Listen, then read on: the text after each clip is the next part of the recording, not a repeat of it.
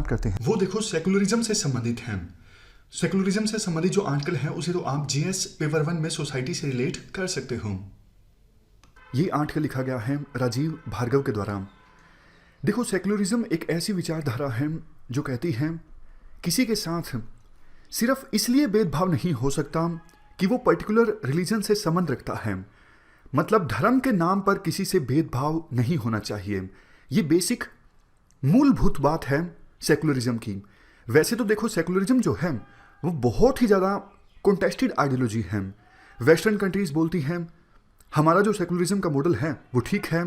इसके अलावा टर्की का एक सेकुलरिज्म का मॉडल है। कम्युनिस्ट कंट्रीज एक अलग से मॉडल फॉलो करते हैं। इंडिया का अलग से एक सेकुलरिज्म का मॉडल है।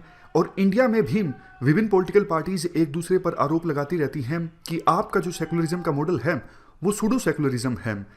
तो इस आर्टिकल में हम कुछ बेसिक बातें डिस्कस करेंगे, सेकुलरिज्म के विभिन्न मॉडल्स को भी जानेंगे और अंत में जानेंगे कि गांधी का जो मॉडल है सेकुलरिज्म का वो हमारे देश के हिसाब से उपयुक्त क्यों है।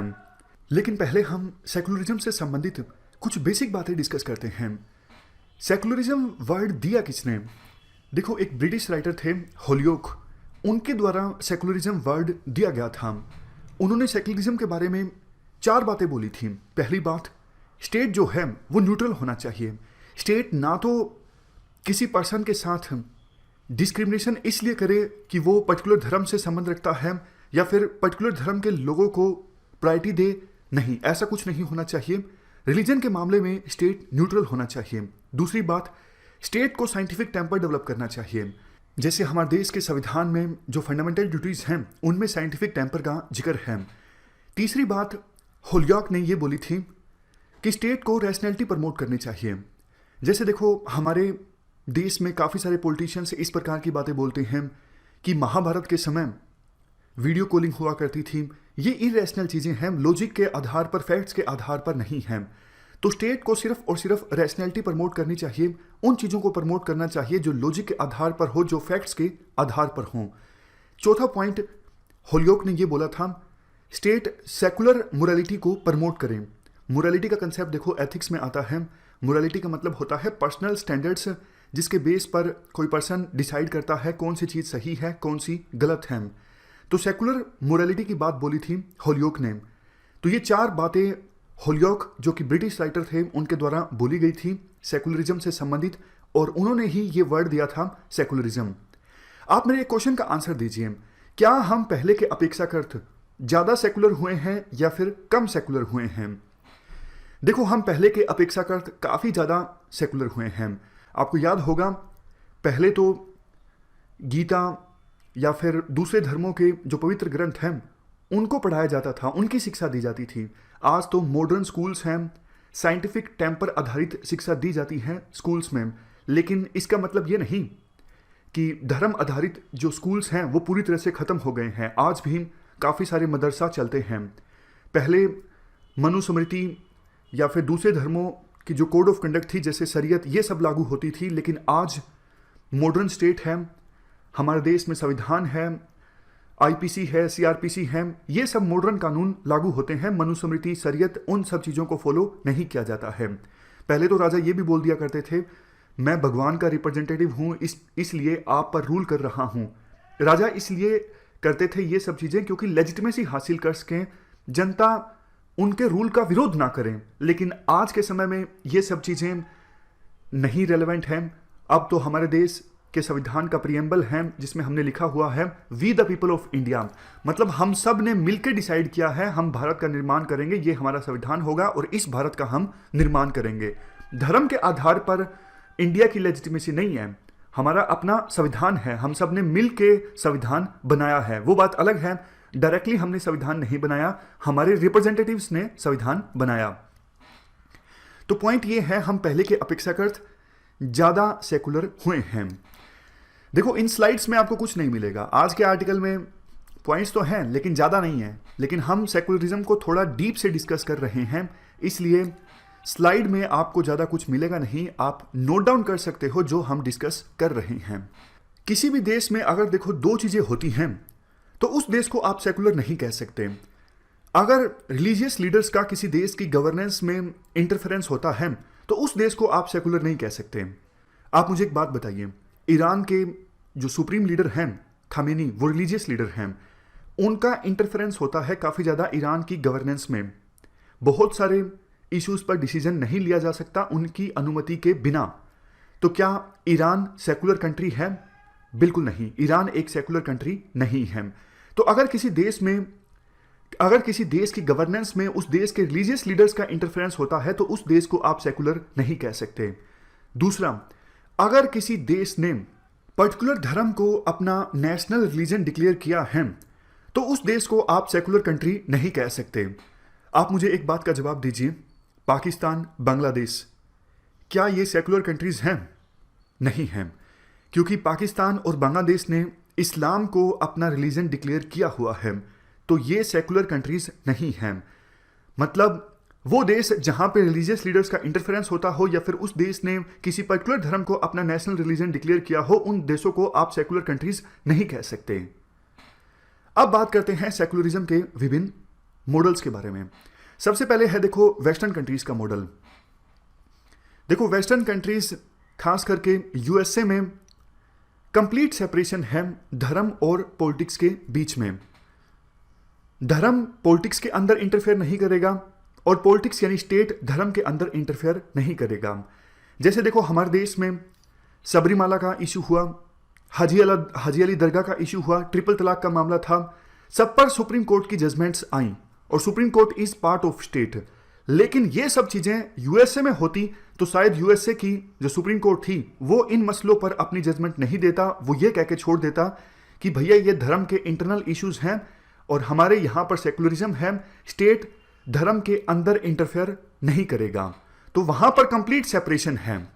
वैसे देखो वेस्टर्न कंट्रीज में फ्रांस का थोड़ा सा अपना अलग सा मॉडल है, यूके का अलग सा मॉडल है।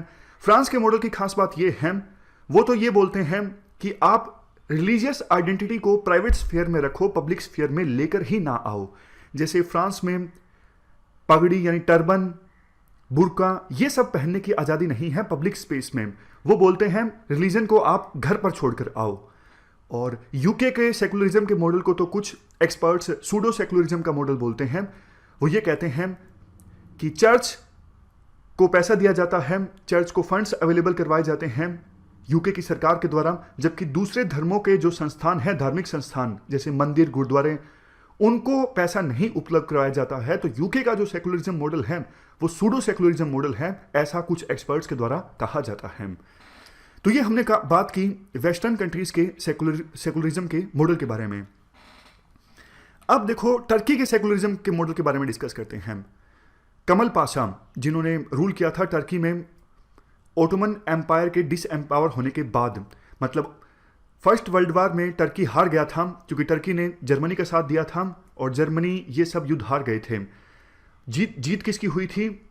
यूके, फ्रांस, इन देशों की जीत हुई थी। तो ओटोमन एम्पायर को टुकड़ों में बांट दिया गया था। टर्की में रूल आया था कमल पाशा का। उन्होंने देखो क्या किया, धर्म को एक्टिवली सप्रेस करने की कोशिश की। मतलब उनका जो सेकुलरिज्म का मॉडल था वो अलग तरह का था। उन्होंने बल्कि ये इंश्योर किया कि स्टेट जो है वो एक्टिव भूमिका निभाएगा ताकि रिलीजन को सप्रेस किया जा सके। जैसे पहले वहां पे इस्लामिक कैलेंडर को माना जाता था, लेकिन कमल पाशा के कार्यकाल में ग्रिगोरियन कैलेंडर को माना जाने लगा। पहले शुक्रवार की छुट्टी होती थी लेकिन उन्होंने संडे की छुट्टी करवा दी। मतलब स्टेट इंटरफेयर नहीं करेगा, उससे भी वो एक कदम आगे बढ़ गए। वो बोलते हैं स्टेट इंटरफेयर करेगा और रिलीजन को सप्रेस करने की कोशिश करेगा। तो ये टर्की का मॉडल था। अब बात करते हैं इंडिया के मॉडल की। वैसे इंडिया के मॉडल डिस्कस करने से पहले आप कम्युनिस्ट कंट्रीज का मॉडल भी डिस्कस कर सकते हो। कम्युनिस्ट कंट्रीज जैसे चाइना, नॉर्थ कोरिया, क्यूबा, यहां पर रिलीजन, गॉड, इन सबको माना नहीं जाता है। कम्युनिस्ट कंट्रीज जो होते हैं वो कार्ल मार्क्स के विचारों को मानते हैं और कार्ल मार्क्स कहा करते थे religion is opium of masses. मतलब रिलीजन जो है वो वर्किंग क्लास के लोगों को नशा देने के लिए है, एक नशे का काम करता है रिलीजन। वैसे वर्किंग क्लास के लोग बहुत दुखी होते हैं पूंजीपति क्लास के लोगों से, यानी बुर्जुआ लोगों से, कैपिटलिस्ट लोगों से, और वो रेवोल्यूशन ना लेकर आ जाएं, क्रांति ना कर दें बुर्जुआ क्लास के रूल के अगेंस्ट। इसीलिए वर्किंग क्लास के लोगों को रिलीजन का नशा दिया जाता है ताकि वो अपने ऊपर हो रहे अत्याचार को भूल जाएं, एक्सप्लॉयटेशन को भूल जाएं। इसीलिए मार्क्स बोलते हैं religion is opium of masses. जैसे ओपियम से नशा होता है उसी प्रकार से रिलीजन से नशा होता है और पर्सन्स अपनी सिचुएशन को भूल जाते हैं। तो ये था कम्युनिस्ट कंट्रीज का मॉडल। और अब हम डिस्कस करते हैं इंडिया का मॉडल। देखो, इंडिया का सेकुलरिज्म का जो मॉडल है वो प्रिंसिपल डिस्टेंस का मॉडल है। मतलब स्टेट जो है वो सभी रिलीजन से दूरी बनाकर रखेगा, लेकिन यहां पर ध्यान से सुनिएगा, आवश्यकता पड़ने पर स्टेट जो है वो धर्म के अंदर इंटरफेयर कर सकता है। और ये आवश्यकता कब पड़ती है?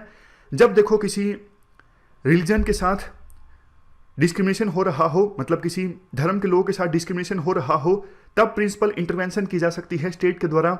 या फिर धर्म के अंदर भी कुछ लोगों को के ऊपर अत्याचार हो रहा हो, डिस्क्रिमिनेशन हो रहा हो, तब भी स्टेट के द्वारा इंटरवेंशन किया जा सकता है। या फिर कोई रिलीजियस वैल्यू जो है वो सोसाइटी की प्रोग्रेस में बाधा है, तब भी स्टेट के द्वारा इंटरवेंशन किया जा सकता है। इन तीन चीजों को अब मैं डिटेल से बताता हूं। जैसे देखो, हमारे देश में आपको पता है देश के संविधान में ग्रुप राइट्स हैं, आर्टिकल 25, 26, 23, 28, उसके बाद 29, 30। ये ग्रुप राइट्स हैं ताकि किसी धर्म के साथ डिस्क्रिमिनेशन ना हो। इंटर रिलीजियस पैरिटी मेंटेन रखने के लिए ये ग्रुप राइट्स काम आते हैं। मतलब सभी धर्म इक्वल हों और किसी धर्म के साथ डिस्क्रिमिनेशन ना हो। देखो, हमारे संविधान में ग्रुप राइट्स का प्रोविजन किया गया है, जबकि वेस्टर्न कंट्रीज के संविधान में इंडिविजुअल राइट्स की बात कही गई है। दूसरी चीज, जैसे देखो सबरीमाला टेम्पल इश्यू में महिलाओं के साथ डिस्क्रिमिनेशन हो रहा था हिंदू धर्म के अंदर, उसी प्रकार से हाजी अली दरगाह में महिलाओं को नहीं एंटर करने दिया जा रहा था, तो उनके साथ डिस्क्रिमिनेशन हो रहा था। तो सुप्रीम कोर्ट ने अपना जजमेंट दिया। Supreme court is part of state, मतलब स्टेट के द्वारा इंटरवेंशन किया गया ताकि धर्म के अंदर भी अगर कुछ अत्याचार हो रहा हो किसी के साथ तो उसे एड्रेस किया जाए। जैसे आप एक और एग्जांपल ले सकते हो, हिंदू धर्म में अनटचेबिलिटी, तो इसको भी एड्रेस किया जा चुका है। स्टेट समय समय पर इंटरवेंशन करता है अनटचेबिलिटी को खत्म करने के लिए। और तीसरी जो बात थी, कोई रिलीजियस वैल्यू अगर सोसाइटी के प्रोग्रेस में बाधा क्रिएट करती है। अब यही मान लीजिए कि आज का जो समय है वो जेंडर पैरिटी का समय है, लेकिन रिलीजियस वैल्यू जो है वो जेंडर पैरिटी में आड़े आ रही है, ऑब्स्टेकल क्रिएट कर रही है, इसलिए स्टेट ने इंटरवेंशन किया। मतलब इंडिया का जो मॉडल है सेकुलरिज्म का, वो देखो प्रिंसिपल डिस्टेंस का है। वैसे तो स्टेट प्रिंसिपल डिस्टेंस मेंटेन करके रखेगा सभी धर्मों से, लेकिन आवश्यकता पड़ने पर स्टेट जरूर इंटरवेंशन करेगा। इंटर रिलीजियस पैरिटी मेंटेन करने के लिए, इंट्रा रिलीजियस डिस्क्रिमिनेशन खत्म करने के लिए, या फिर सोसाइटी की प्रोग्रेस में कोई रिलीजियस वैल्यू आड़े आ रही है तो उसको एड्रेस करने के लिए। तो ये हमने इंडिया के सेकुलरिज्म के मॉडल को डिस्कस किया जो हमारे संविधान में है। अब लास्ट में देखो एक गांधी का सेकुलरिज्म का मॉडल है। गांधी जी का सेकुलरिज्म का मॉडल देखो सिंपल है। सभी जो रिलीजियस कम्युनिटीज हैं पर्टिकुलर टेरिटरी में, जैसे हमारे देश में काफ़ी सारी रिलीजियस कम्युनिटीज हैं, वो मिलजुल के रहें बिना किसी वैर भाव के। ये पीपल डिपेंडेंट नोशन है। गांधी जी का आइडिया ये था, वैसे तो देखो सभी कम्युनिटीज मिलजुल के रहेंगी ही, लेकिन अगर कल को टेंशन क्रिएट होती है विभिन्न कम्युनिटीज के बीच, तो स्टेट इंटरवेंशन करे सोशल फैब्रिक मेंटेन रखने के लिए, ताकि जो टेंशन्स क्रिएट हो गई हैं विभिन्न धर्मों के बीच, जो मिसकम्युनिकेशन हो गया है, उसे एड्रेस किया जाए। तो ये गांधी का सिंपल सेकुलरिज्म का मॉडल था। किसी एक कम्युनिटी को आप आइसोलेट मत कीजिए, एलिनेट मत कीजिए, सभी धर्म के लोग मिलजुल के रहें पर्टिकुलर टेरिटरी में। सभी धर्म के लोग दूसरे धर्मों से काफ़ी कुछ सीख सकते हैं, क्योंकि सभी धर्मों का जो ऑब्जेक्टिव है वो सेम है। गांधी जी देखो देश की डाइवर्सिटी से भली भांति से परिचित थे। वो इस बात को समझते थे कि रिलीजन को हमारे देश से ख़त्म नहीं किया जा सकता है, तो सबसे बेहतर जो ऑप्शन है वो यही है, सभी धर्मों के लोग मिलजुल के रहें एक साथ। इसके अलावा वैसे आर्टिकल में एक पॉलिटिकल सेकुलरिज्म की बात भी कही जाती है। हमारे देश में कुछ पॉलिटिकल पार्टीज सूडो सेकुलरिज्म को अपनाती हैं। उनका मकसद है सिर्फ और सिर्फ पावर पर काबिज होना, और इसके लिए वो दंगे भी करवा सकते हैं। इसके लिए वो लोगों को धर्म की आइडेंटिटी के आधार पर बांट भी सकते हैं, ताकि वोटों का ध्रुवीकरण हो, पोलराइजेशन हो। बात किसी एक पॉलिटिकल पार्टी की नहीं है।